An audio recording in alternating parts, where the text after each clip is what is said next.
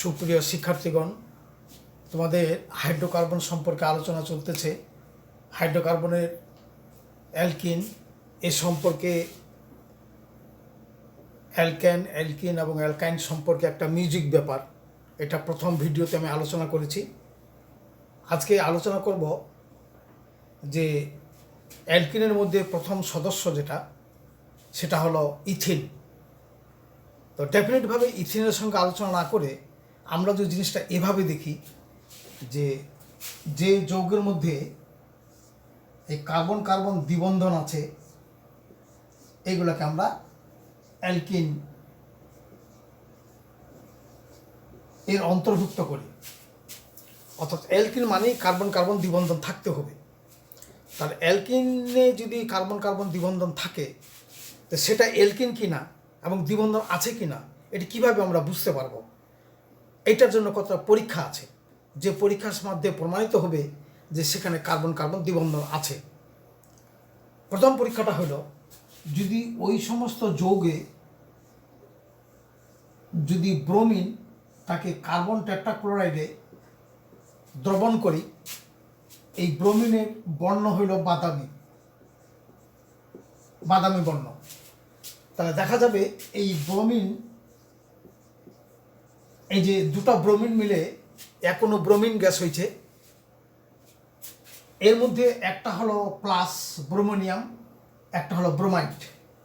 তো যদি যৌগের মধ্যে কার্বন কার্বন দ্বিবন্ধন থাকে, তাহলে সর্বপ্রথমে আমরা জানি অসম্পৃক্ত যৌগগুলো ইলেকট্রন আকর্ষী বিক্রিয়া প্রদর্শন করে।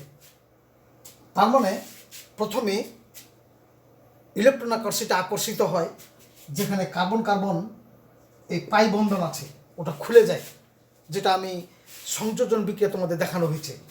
এবং এটা দুই পাশে দুটো ব্রোমিন, প্রথমে ধনাত্মটা আসে, তারপর ঋণাত্মটা আসে। অর্থাৎ ইলেকট্রন আকর্ষী বিকারকের মধ্যে যে ইলেকট্রন আকর্ষী ওটা প্রথমে সংযুক্ত হয় এবং কেন্দ্রাকর্ষীটা পরে সংযুক্ত হয়। তা যাই হোক, তাহলে কী হবে, সংযুক্ত ব্যাপারটা আমি সংযোজন বিক্রিয়া মেকানিজমে দেখাইছি। তাহলে যদি এই বাদামি বর্ণটা বর্ণহীন হয়, তাহলে বুঝতে হবে যৌগটাতে কার্বন কার্বন দ্বিবন্ধন ছিল, অর্থাৎ ওটা অ্যালকিন। এটা হলো একটা অ্যালকিন দ্বিবন্ধন আছে কিনা তার একটা পরীক্ষা।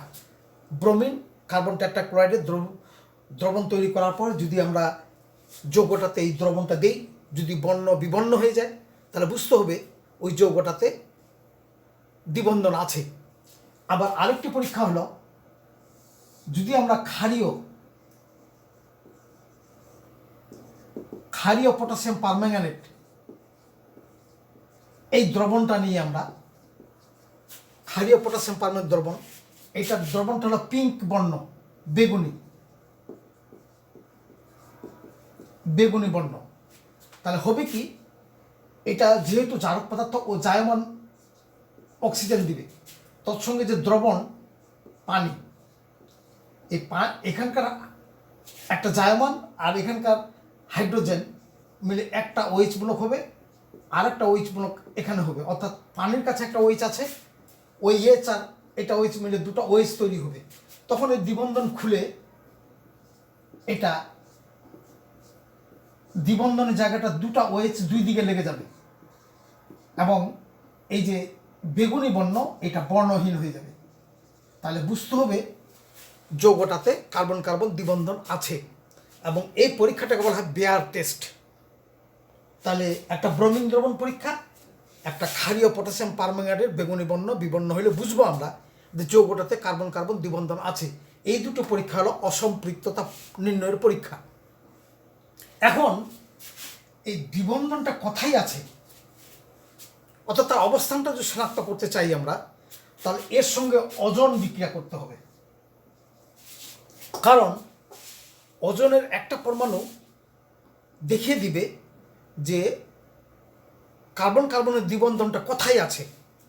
ধরি এই ওজনের বিক্রিয়া করার সময় এটা পৃথক হয়ে যাবে, অর্থাৎ এই যে ইলেকট্রনগুলো ভাগাভাগি হয়ে গেল, অর্থাৎ এখানে যে 4টা ইলেকট্রন আছে, একজোড়া ইলেকট্রন সিগমার জন্য, একজোড়া পায়ের জন্য তারা পৃথক হয়ে গেল, তখন একটা পরমাণু অক্সিজেন এই মাঝখানে চলে আসলো, ও একটা বন্ধন করলো, ওর একটি এই বন্ধন করলো, আর আরেকটা পরমাণু এখানে আসলো, এর সঙ্গে একটা বন্ধন করলো, এর সঙ্গে বন্ধন করলো, এরা নিজেরা একটা বন্ধন করলো, এই যে অজোনাইট যৌগ গঠন করলো। অর্থাৎ একটা পরমাণু অক্সিজেন দেখিয়ে দিল যে দ্বিবন্ধনটা কোথায় আছে, তা প্রমাণ করার জন্য এই পরীক্ষাটা। তাহলে অসম্পৃক্ততা পরীক্ষা করলাম, কার্বন কার্বন দ্বিবন্ধন কোথায় আছে সেটা দ্বারা অজোনাইট, এই যৌগটা হলো অজোনাইট যৌগ, অজোনাইট কম্পাউন্ড, এটা অজোনাইট যৌগের মাধ্যমে কার্বন কার্বন দ্বিবন্ধন কোথায় আছে সে পরীক্ষাটা করা যাবে। এবার আর কতগুলো এর গুরুত্বপূর্ণ বিক্রিয়া আছে, সেই বিক্রিয়াগুলো হলো, যদি এর সঙ্গে আমরা এটার সঙ্গে যদি আমরা হাইড্রোজেন যোগ করি নিকেল প্রভাবকের দ্বারা এবং 180 ডিগ্রি সেলসিয়াস তাপমাত্রায়, তাহলে এই বন্ধনটা খুলে দুই পার্শ্বে দুটো হাইড্রোজেন লেগে যাবে, তার মানে দুটো হাইড্রোজেন বেড়ে যাবে, অর্থাৎ এটা সম্পৃক্ত হয়ে যাবে, অ্যালকেন হয়ে যাবে। এটা একটা সংযোজন বিক্রিয়া।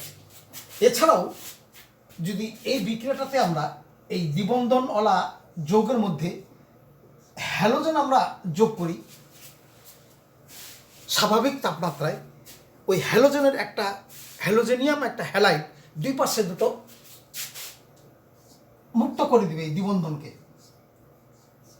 এইভাবে দুই পাশে দুটো হ্যালোজেন লেগে যাবে, অর্থাৎ সংযোজন বিক্রিয়া হবে, ওটাও ইলেকট্রন আকর্ষণ বিক্রিয়া।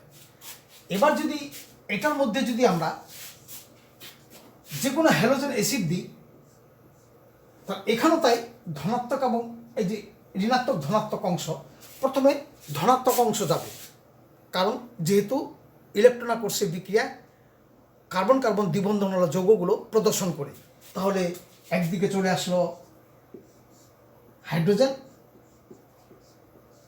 আর একদিকে চলে আসলো হ্যালোজেন, অর্থাৎ হ্যালাইড যৌগ অ্যালকাইল হ্যালাইড হয়ে যাবে। এবার যদি দেখা যায় এই যৌগটার মধ্যে যেখানে কার্বন কার্বন দ্বিবন্ধন আছে, একদিকে বেশি কার্বন একদিকে কম কার্বন, অর্থাৎ প্রতিসম যদি এইরকম যদি হয় জিনিসটা,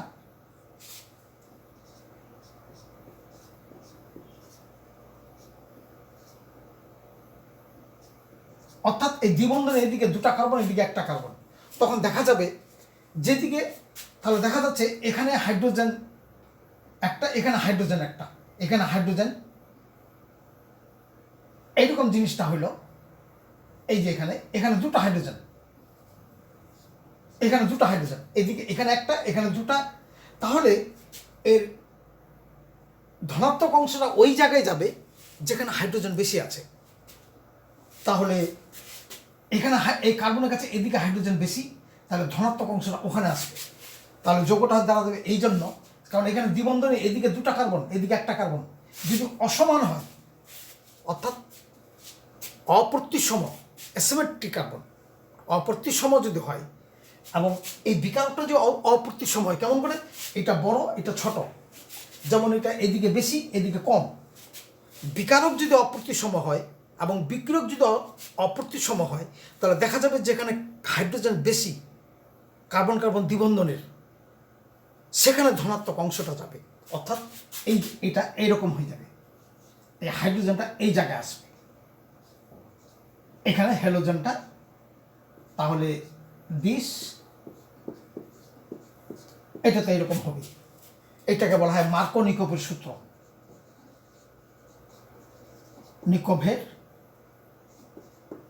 মার্কো-নিকোভের সূত্র। এবং এটা যদি হাইড্রোজেন পারক্সাইড দেওয়া যায় তাহলে এন্টি মার্কো-নিকোভ হয়ে যাবে। এই তো হলো কার্বন কার্বন দ্বিবন্ধন চিনবার উপায় এবং কতগুলো গুরুত্বপূর্ণ বিক্রিয়া। এরপরে আমি এই বিক্রিয়াগুলো বিস্তারিতভাবে জানাবো, বিস্তারিত বিক্রিয়াগুলো প্রত্যেকটা খণ্ড খণ্ড করে দেখাবো পরবর্তী ভিডিওতে। তোমাদের সকলকে ধন্যবাদ।